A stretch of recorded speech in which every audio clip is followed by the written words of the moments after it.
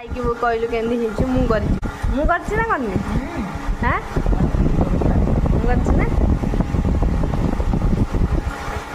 ଭଲ ହେଇଛି ଟି ବଢ଼ିଆ ହେଇଛି।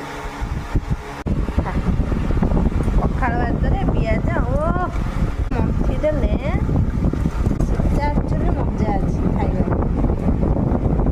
ଖାଇବାର ମଜା ଏଇଠି ହିଁ ଥାଏ ରାଗରେ।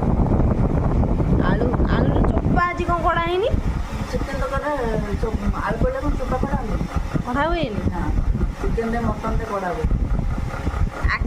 ଆରେ ମୁଁ ଏ କୋଶ୍ଚିନ୍ଟା କରିଦେଉଛି ଲୋକମାନେ ଭାବିବେ ଯେ ମୁଁ କରିନି।